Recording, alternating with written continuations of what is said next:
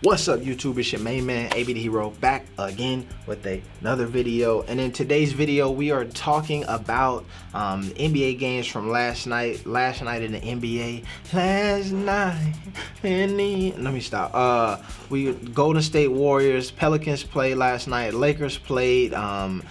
Some pretty good games going on, and we'll dig into that a bit. Make sure y'all sub to the channel, hit the notifications, all of that good stuff. And let's just get straight into it. With my dude, AB the Hero. What's well, up? we getting it down in the Ball State, baby. Hey. AB, way to get out on the lane. Way to get out on the lane. What do you thought about that, G? I like that. I told you, he's a hustler for it. Let's go. I'm out.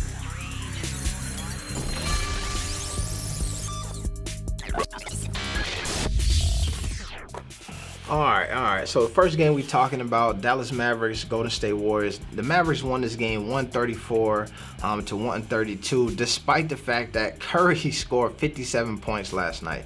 Steph was out of his mind as always. You know, he's probably, to me, he is probably one of the greatest, not probably one of, probably the greatest scorer shooter ever to do this thing. When it's all said and done, especially to be how small he is, what he can do with the basketball is just crazy. What I feel like this game though, you had to really watch it because the box score does not really give you the full picture of this game, because Steph went off for 57, but these Dallas Mavericks just look like the better team for most of this game. So they led the way for most of the game, and Steph and the Warriors, you can tell that they have some championship pedigree because they never slowed up. They kept trying to claw back into there, but you see that Luka here dropped 42 of his own, and to me, Luka's 42 was much more impressive than Steph's 57. Because I always like when you get to the point total that is like, if I didn't score 42 points last night, we would have lost that game, right? Steph, if he hadn't scored 57 last night, they would have got blown out by 20. So that's cool or whatever, but Luka's 42 had to happen or this game was going to be an L for the Dallas Mavericks.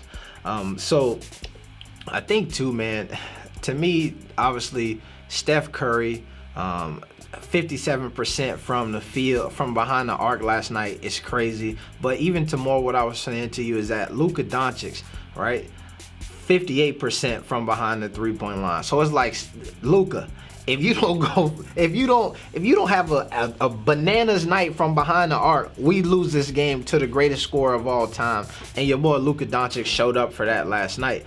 What I believe though is the thing that the Golden State Warriors have to figure out is this kid Kelly Oubre. Kelly Oubre right now on the season is averaging 13 points. He's your Klay Thompson replacement. In a game last night, if you got Klay Thompson and you got Andrew Wiggins, who to me is the Harrison Barnes replacement from way back in the day, and so he's doing a good job of that, but you need Kelly Oubre to give you 20-30 points a night. It just gotta happen on a team where they want you have the green light, shoot the ball. If you open, you can do it. You gotta average more than 13 points. As you see, you know what I'm saying, he has had some games where he went off. Just a couple nights ago, he dropped 40 on the Mavericks, you feel me? And you see and they walked away with a W after that one. So he's got it in him, but you can't go 14, 40, 12, and 18 and 4. Like, they need a Klay Thompson caliber guy in order to make this team work, and obviously Kelly Oubre is not that. Kelly Oubre reminds me of that dude. He used to be a mean prison bae, you feel me? Except for he got hair or whatnot. Maybe he could do the modeling thing or something like that. He a hooper, you know what I'm saying? But he gotta rise his game up to the next level if he gonna move like Klay Thompson. All right, next game we talking about is this Pelicans game. Pelicans versus the Grizzlies.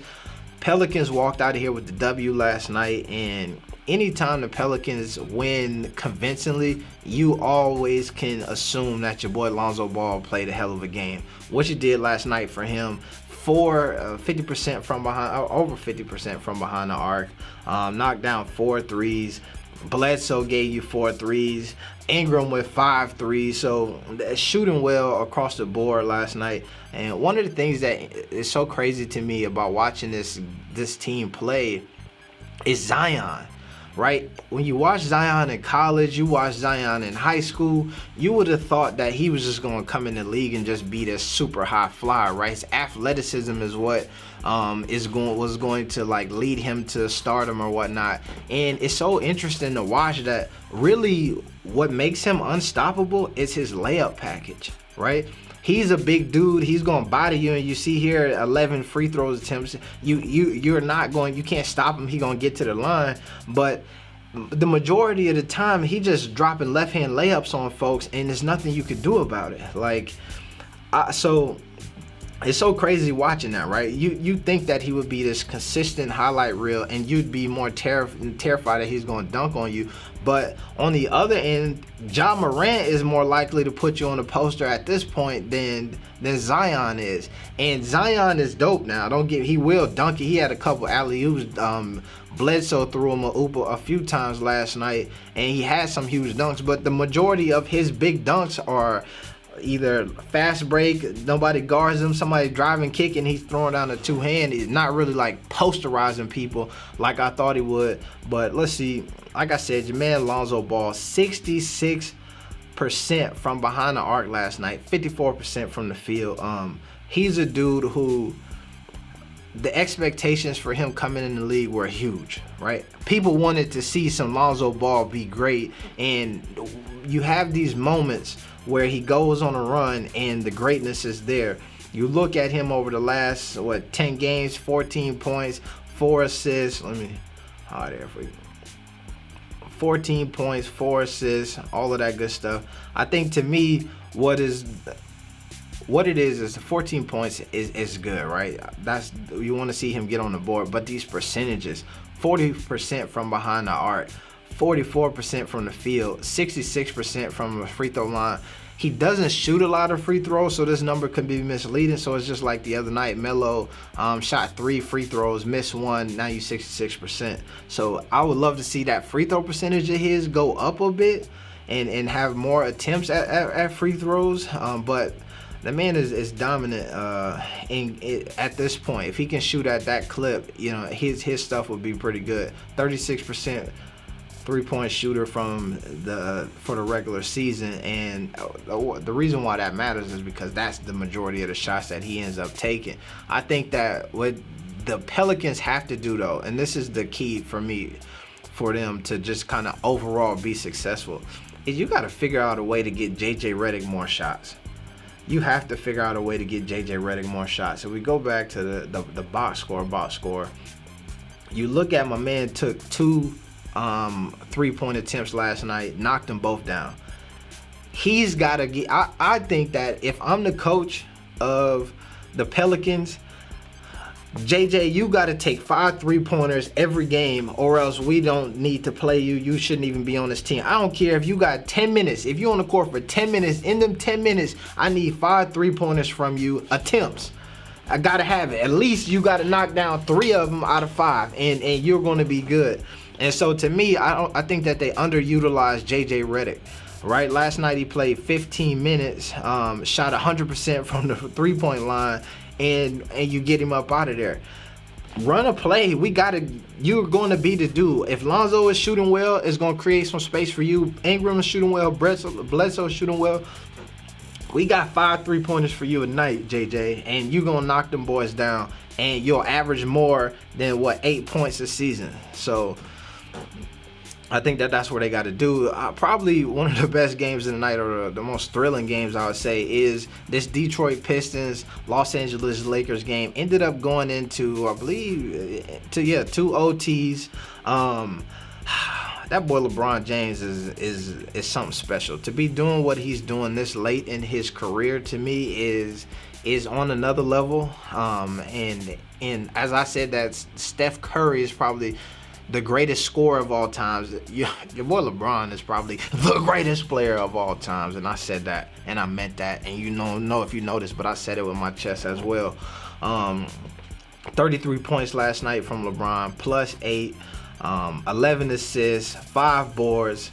Last night he had some opportunities to close the game out before it went into OT. Was not able to do that, but they kept the resilience up and the pressure on through OT. This was probably a good game to watch. It is because at times in this game, it looked like the Lakers were about to run the Detroit Pistons off the court, right? But the Detroit Pistons were able to kind of battle back into this game. And what's the surprise of the night for me is your boy Josh Jackson. Josh Jackson, who came into the draft NBA the same year Lonzo did or whatnot. Yeah, first round, 4th pick. Went to the G League, what could be almost out of the NBA, but it's coming off the bench right now in Detroit and had a stellar performance versus probably the best team, or let me say the favorite to win the championship team in the NBA last night. So his stock is on the way up. For a guy whose stock was definitely on the way down, he was hooping last night. I think that I don't know what the Lakers are getting from Marc Gasol at this point. 5 points, 2 rebounds, 1 assist. Obviously, he always gets the credit for being a solid defender, but you need some points from him last night. If you look at the bigs from last year from this Lakers team that they went and won the championship with, the JaVale McGee's, the Dwight Howards, these are guys who are going to score for you as well, right? And score for you based off athleticism. So you got a LeBron James who's going to get him in the paint, toss a lob up. Dwight is just going to put those things in there. He's also going to give you some blocks, protect the rim and all of that stuff. These are things that I believe you get some of that from Gasol, but just not at the clip that you got from those other guys. So obviously they probably got him on like a veteran minimum situation like that. But damn, you should have paid at least JaVale or Dwight some bread to keep them on the squad. But let's go back here. All right. So like I said, man, an overall good game. LeBron and AD is just a tough matchup for anybody and everybody. Dennis Schroeder, if he's giving you 22 points, that's going to be hard to stop as well. And I think it's interesting too, if you look at this 135 points, and these guys did not shoot well from the three-pointer, right? They just are a dominant team. It's just a force to be reckoned with in the paint. Like 13 field goals from both AD and LeBron. That's just good stuff. Kuzma's coming along, a solid player. He's somebody who we got to stay up on and continue to watch. And tonight, man, there's a few games that we'll be on tonight. Obviously, we're watching the Hornets play tonight. Damn, you can't even say it. The big game, the Super Bowl is tonight as well. Probably won't do much about that. We might, who knows. But it's your main man, AB the Hero. Like I said, man, I appreciate y'all coming through the channel. You know, the subs is always appreciated. If y'all check the stats here on 3, 2, 1, we've been growing and growing and growing and growing and growing and growing and growing. We almost at 9,000, and let's be part of that community, man. I appreciate y'all. It's your main man, AB the Hero. I am out. No, not peace. +1, triple B's. We out.